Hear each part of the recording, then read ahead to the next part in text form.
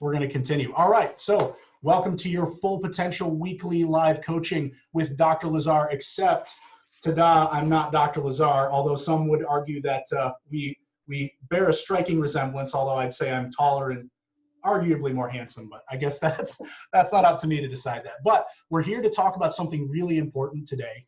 I don't usually do Zoom meetings, so you'll have to excuse me here. I'm not. I'm going to let Sam in here.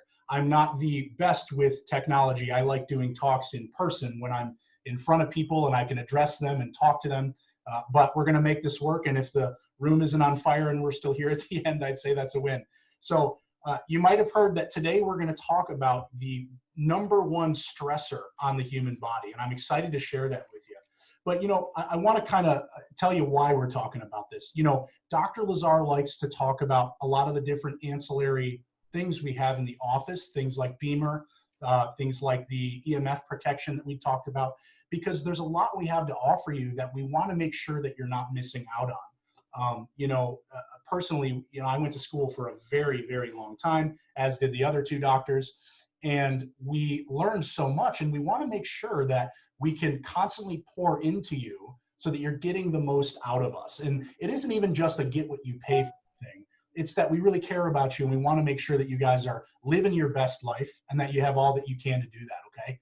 By the way, you might see my eyes trailing off to the side, and that's me trying to let people in, so bear with me here, okay? So we're going to have a philosophy talk today, all right? Philosophy is that which guides every decision we make in life, no matter how big or how small. Even something as objective as science is led by a philosophical group of principles that are agreed upon, okay? So if we're going to make decisions that are right for us, it can't just be old Dr. Durand or Dr. Lazar or Dr. Wireman telling you to do so. It's got to resonate with you on a philosophical level. So what we're going to talk about today is a very important philosophical point. All right, so the #1 stressor on the human body, on your body right now, if you were to guess, what would it be? Now, I normally would do a poll here, or Dr. Lazar would, but I don't know how to do that. So I'm not gonna. What I'm gonna do is I'm gonna write in the chat box 3 different things that you can choose out of the 3 I'll give you, A, B, and C, and tell me what you think it is, okay? So the #1 stressor on the human body is either A, text neck. There it goes. It should be up in your chat box. B, obesity, or C, gravity. Okay, A, text neck, B, obesity or being overweight, C, gravity. What do you think?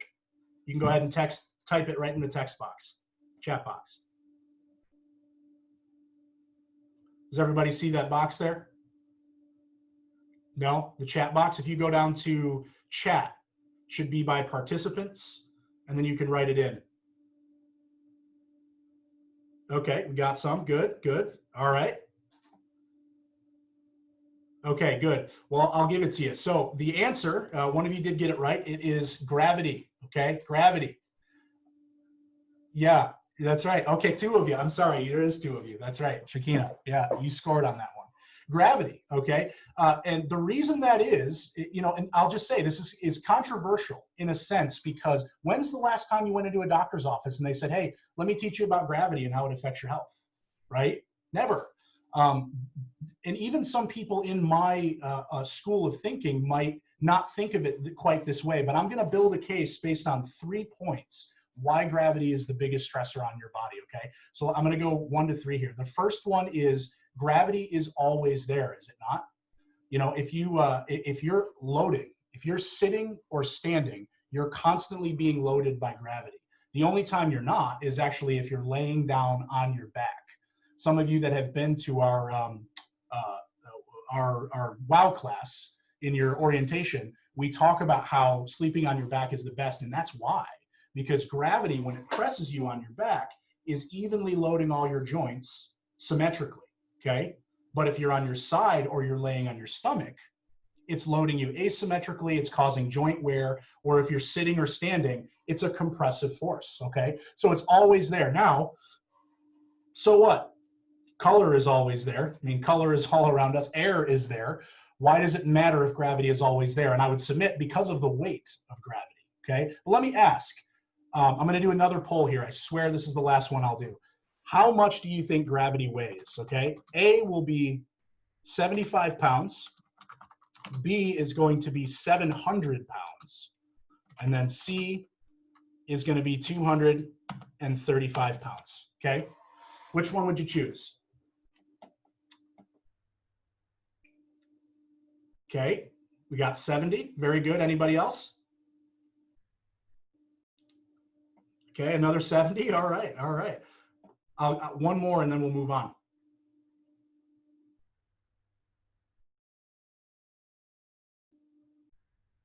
Okay, good. All right, so the answer, let me blow your mind here. It's not 70, it's 700 pounds. 700 pounds of gravity. At any moment that you are standing, sitting, or not laying on your back, you're being loaded by 2,000 newtons or roughly 700 pounds of gravity. That's like a gorilla on your back all day, right? It doesn't feel like that, but that's absolutely the case, okay? So if we live in an environment that is constantly trying to squeeze us to death, it's something that we can't get away from. It's not like dairy or trans fats or something that you can just cut down on. Gravity is always there. So one of the top reasons that gravity is the number one stressor on your body is that number one, it doesn't go away. You can't escape it, okay? Number two is that the damage of gravity is widespread, okay? So there are, out of the 3 top reasons people visit a doctor of any kind, I'm going to blow your mind here.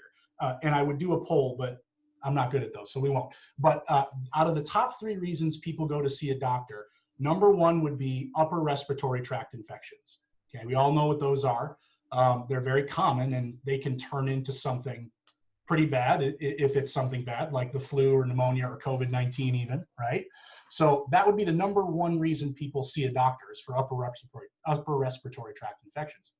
Number 2 is osteoarthritis or joint disorders. How many of you people know people that have one of those? Probably all of you. That's the number 2 reason. The number 3 reason people visit a doctor of any kind is low back pain.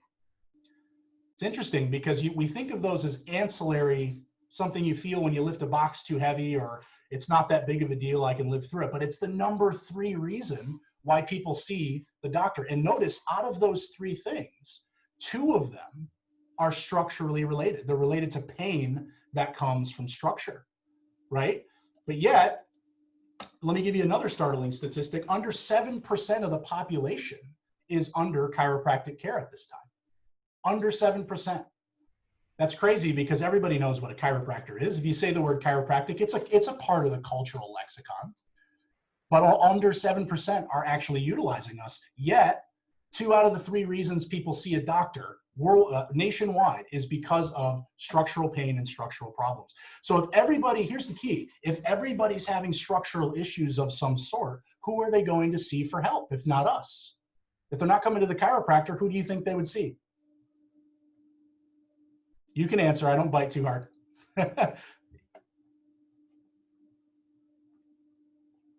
All right, so it is a medical doctor, right? That's who they go and see. And when they go to the medical doctor, what does the medical doctor give them? Drugs, right? Now, what do drugs do to cure or stop a structural problem? Nothing, right? So we're having these problems, we're going to medical doctors, we're getting drugs, and the drugs don't stop anything, okay? So, in the early 1990s, late 80s, when medicine started using opioid medications for pain management, the worry was, guys, isn't this gonna create people who are addicted to the drugs? And they said, benefit outweighs the risk there. Well, in 2017, the president declared a state of emergency over the opioid epidemic, the opioid crisis. I'm sure you've all heard of that. So it's a big deal. We have a nation of people who are sick and who are taking drugs, many of them dying from properly prescribed medications, most of which are taken for structural problems, okay? So number 1, the reason gravity is the major stressor on the human body, the number 1 is because it's something that we can't get away from. Number 2, the damage is widespread. And here's the last thing, the most important. Nobody is talking about it. Now, some of you might be like, look, doc, you brought me on here to talk to me about gravity. I've been adjusted by you before. You tell me to take a lap. You say your little things like, let's let gravity get on it. I've talked to you about gravity before. Maybe this isn't something that's new to you, but just know if that's the case, you're one of the lucky few. You're one of the lucky few, because this is a very uncommon topic of discussion among all sorts of structural physicians. We're talking orthopedic MDs, PTs, and sadly, even chiropractors. It's not really talked about in a collective sense like this, okay? Yet it's something that causes so much widespread damage. How sad, okay? Now here's the paradox. I'm telling you, gravity's a bad thing. Gravity hurts us. Gravity causes damage. But the body is actually designed to resist against gravity. It's designed that way, okay? It's not a design flaw where, God, dropped us in and said, oh my gosh, I forgot about gravity. Good luck with that one, right? God wouldn't do that. He's created us with natural curves in our spine from the side view. Actually, I'll show you, I got the model here. If you look at the spine from the front, it should look nice and straight, but from the side, we have curves in the spine, okay? Doesn't it kind of look like a spring? Nod your head if you think so. Kind of like a spring, right? And that's because it's meant to take the headward pressure of gravity and bounce underneath it, okay? It's supposed to bounce. It's supposed to have some mobility, some give, so that we can maintain our structural composure and be stable, okay? But also movable. So we're made to hold up against gravity. But that's probably why this is so insidious, because we're made with things in our body like our spine, our curves, to resist gravity. Any doctor would say, well, why are you worrying about it? I mean, we have things in our body to take care of it. And after all, you're not walking down the street seeing people crushing like grapes everywhere you go. It's not an acute type of an effect, unless, you fall off your bike or jump off a bridge or whatever. But it's something that happens over time. So where does it all go wrong? If we have inborn mechanisms in our body to hold up under gravity, why are we even talking about this? The problem is that we experience traumas from a very early age that destabilize those safeguards against it, okay? Those inborn safeguards are from day one assaulted, okay? We fall thousands of times when learning to walk. When being pulled out of the birth canal, there's 90 to 140 pounds of pull on our neck, assaulting our brainstem and assaulting our spine. We come out of the womb, in most cases, subluxated or structurally affected negatively. And then we're falling thousands of times walking. And just think of your everyday life. How much trauma do you deal with, micro trauma or macro, on a daily basis, psychologically, physically, and chemically? It's a lot, okay? So our ability to resist gravity is assaulted from day one, and it's consistently under attack, okay? So those are the three reasons why gravity is the most deleterious stress that our bodies face. But I want to give you a takeaway for each reason, okay? Because that'll help it stick in our minds better, and also help it to be useful for us, okay? So gravity, it's always there. What that means is dealing with gravity is an issue of hygiene, okay? It's an issue of hygiene. When we think of hygiene, it's usually like, well, I don't want to be gross. Like hygiene is you do it and you're not gross, you don't do it and you're gross. And, we brush our teeth, right? I guess if you don't brush your teeth, that's kind of gross. Or, even structurally, if you're all mangled up and out of whack, that's probably not very attractive either. But hygiene refers to something that we do regularly that maintains something important, okay? It requires regular attention. We brush our teeth, not just because we don't want them to be yellow and gross. We brush our teeth because we constantly put stuff in our mouth that's got to be brushed out, or else it rots our teeth, right? Simple enough. But it's also true of what goes on with gravity. People will ask me all the time, and Dr. Wireman can probably attest. People will say, do I really have to see a chiropractor forever? Come on. Do I have to go forever? And I'm like, well, gravity's forever. Gravity's not going away. And in fact, that's an appointment you can't cancel, if you will. Okay, gravity's not going anywhere. So our ability to maintain what we have and fight against gravity shouldn't either. Makes sense to me, at least. Okay. Now you might say, well, sure, doc, you're a chiropractor.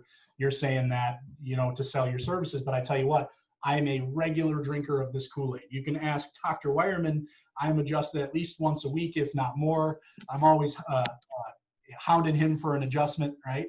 Because I recognize how much better I function with chiropractic, but also how important it is to make sure gravity isn't telling my story, isn't breaking me down and making me susceptible to needing drugs and needing surgery, okay?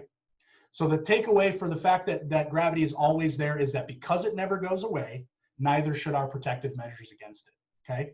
So number two, the fact that damage is widespread, this is really one of those look to your left, look to your right, and find somebody affected type of a thing, okay? And the stakes are really just too high for us to ignore.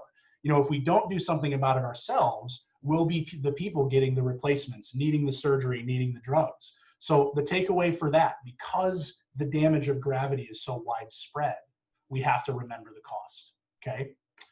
Now, the third thing, the fact that nobody is talking about it means that right now, all of your loved ones around you, people that you know, people that you care about, are being affected by this and don't know it. Now, they might know they have pain. They might not know they need help. They might be getting help from a surgeon or from an MD or from somewhere else, but they don't know why. They don't know that there's this hygienic practice that needs to be a part of their life where they're doing something about gravity, okay? And here's the thing, we already know the end from the beginning with this one. We already know what's going to happen. The stats are clear. If nothing is done about their structural health, they will develop problems. Some worse, some less worse, some later, some sooner, but it will happen. And when it does, the stats tell us they're gonna go spend their money on drugs that don't fix their problems, and they're gonna have surgeries that aren't necessary or could otherwise be prevented, okay? And that's the state all of us are in if we choose, you know, not to practice hygiene with with the issue of gravity, but also if people around us don't know it. So the takeaway for that last one is save your friends and loved ones. They'll thank you later, you know? And maybe these are people that live in another state. They're not here. There's not much you can do to make them come into our office. I tell you what, there's chiropractors everywhere, especially upper cervical. Let them know they need to be under an upper cervical chiropractor so that they can avoid the deleterious effects of gravity, okay? But also we are here. So anybody you know that lives in this area, please send them our way. We'll take great care of them. And those who are our patients, you know that. So anyway, I wanna open the floor up to questions. I cut that down a little bit on purpose.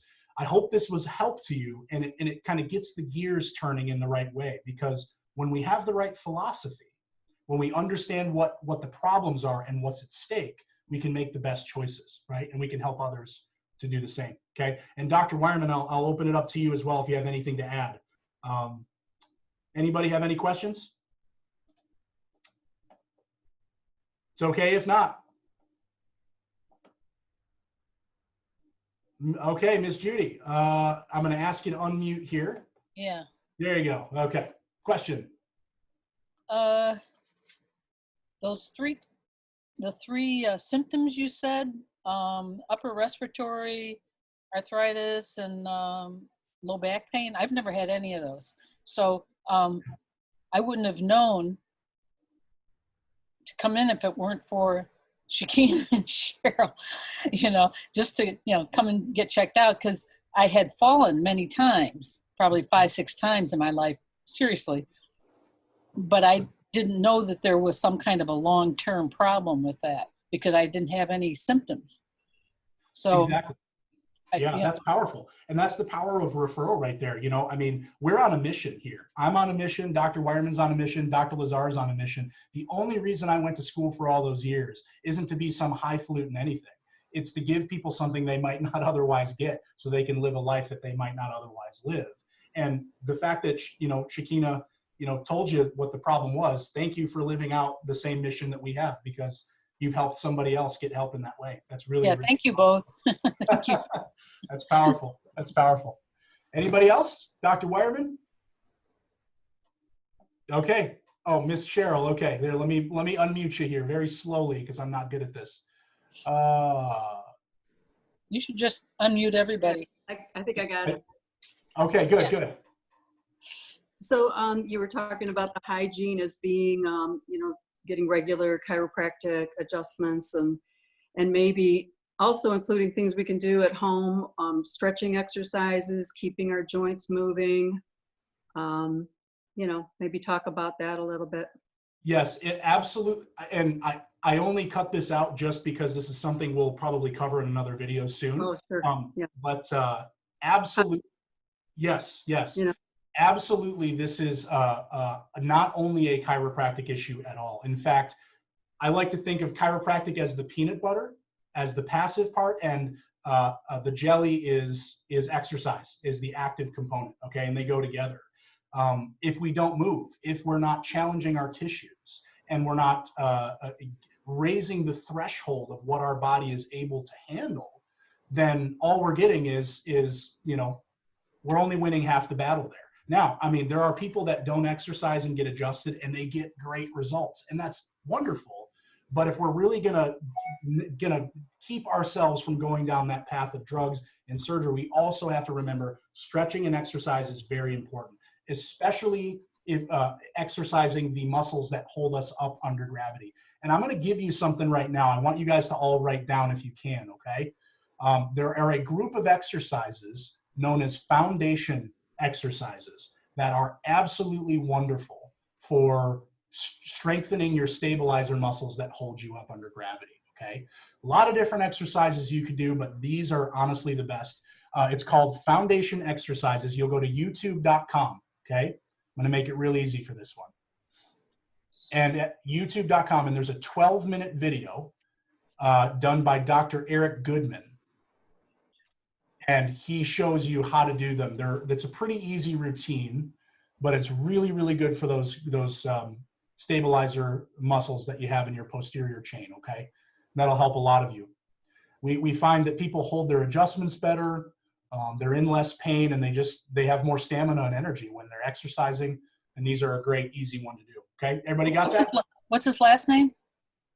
Goodman. Goodman. No hyphen. All right. Any other questions, guys? Okay, Miss Shakina, let's get you unmuted here, and I'll do it slowly because I'm bad at this. Okay, unmute. Good. I have to be unmuted too. Hey, Oh, everyone. Good. You know, Hi. I had years ago been introduced to this Egoscue method by Peter Egoscue, which I don't know Eric Goodman's method, but I have a feeling it's very similar because they're just, you hold these positions to retrain the muscles to support the skeleton in its ideal alignment. Yes.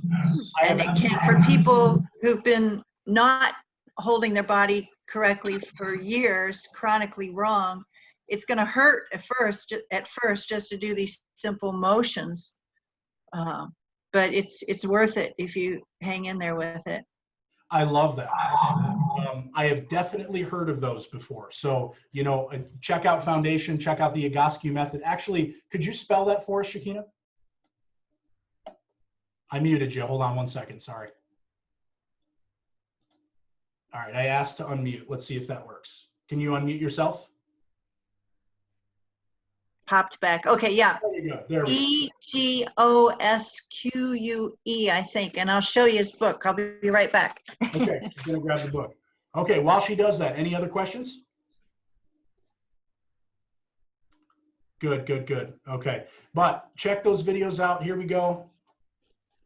Pain-free revolution. Okay. Got it. And then let's see the EGO, like ego SQ. Oh, so, okay. EGOSCUE. Got it. Got it. Oh, okay. Wonderful. Great. Absolutely. Okay, guys. Well, thanks so much for being here today. I hope this was helpful. Anybody that you know that needs help, it doesn't matter if they're here or if they're in another state, please reach out because they'll thank you for it when they're not a slave to drugs and surgery. That's our mission. Thanks so much, guys. We'll see you next week, okay? Thanks. Bye-bye.